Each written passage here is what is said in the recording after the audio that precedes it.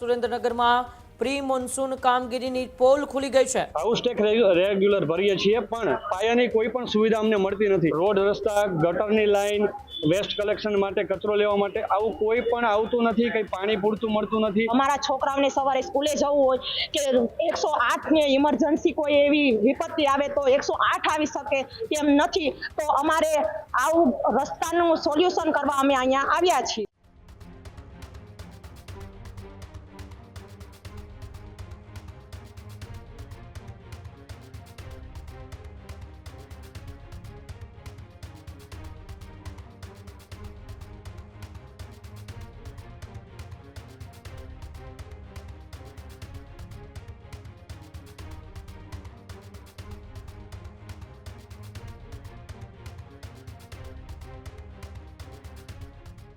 સુરેન્દ્રનગરમાં pre monsoon કામગીરીની pole ખુલી ગઈ છે।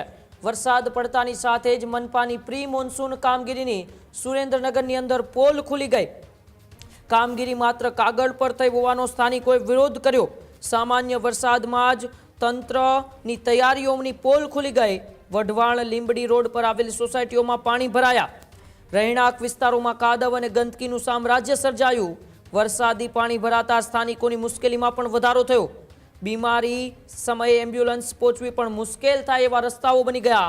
સ્થાનિકોએ મનપાની કામગીરી સામે ગંભીર સવાલો ઉઠાવ્યા। ચોમાસા પહેલા કરેલી કામગીરી નિષ્ફળ હોવાનો પણ આક્ષેપ છે તે સ્થાનિકોએ કર્યો। મોન્સૂન કામગીરી પાછળ ખર્ચાયેલા નાણાં અંગે પણ સવાલો રહીશોએ ડેપ્યુટી મેયર સમક્ષ રજૂ કર્યા। ત્યારે સુરેન્દ્રનગર જેઓ પ્રથમ વખત મહાનગરપાલિકા બની છે તે મનપાની પ્રી મોન્સૂન કામગીરી સામે સ્થાનિકોમાં વિરોધ જોવા મળી રહ્યો છે। જે પ્રી મોન્સૂન કામગીરી મનપાએ કરી તે માત્ર કાગળ પર થઈ હોવાનો આક્ષેપ છે તે ત્યાંના સ્થાનિકોએ કર્યો। સામાન્ય વરસાદની અંદર જ તંત્રની તૈયારીઓ જે હતી એ તૈયારીઓની પોલ ખુલી ગઈ। રહેણાંક વિસ્તારોમાં કાદવ અને ગંદકીનું સામ્રાજ્ય સર્જાયું। વરસાદી પાણી ભરાતા સ્થાનિકોની પણ મુશ્કેલીમાં વધારો થયો હતો। સ્થાનિકોએ મનપાની કામગીરી સામે અનેક સવાલો ઉઠાવ્યા। ચોમાસા પહેલા કરેલી કામગીરી નિષ્ફળ હોવાનો આક્ષેપ ત્યાંના સ્થાનિકોએ કર્યો। મોન્સૂન કામગીરી પાછળ ખર્ચાયેલા નાણાં અંગે પણ સવાલો છે તે રહીશોએ ડેપ્યુટી મેયર સમક્ષ રજૂઆત કરી હતી। છેલ્લા 10 વર્ષથી અમે લોકો ત્યાં રહીએ છીએ। હાઉસ ટેક્સ રેગ્યુલર ભરીએ છીએ પણ પાયાની કોઈ પણ સુવિધા અમને મળતી નથી। જેમ કે પૂરતા જથ્થામાં પીવાલાયક પાણી, રોડ રસ્તા ગટરની લાઈન વેસ્ટ કલેક્શન માટે કચરો લેવા માટે આવું કોઈ પણ આવતું નથી, કંઈ પાણી પૂરતું મળતું નથી। અને રસ્તાની હાલત એટલી બધી અત્યારે ગંભીર છે, એટલી ખરાબ છે કે અમે લોકો પગપાળા પણ બહાર ના નીકળી શકીએ।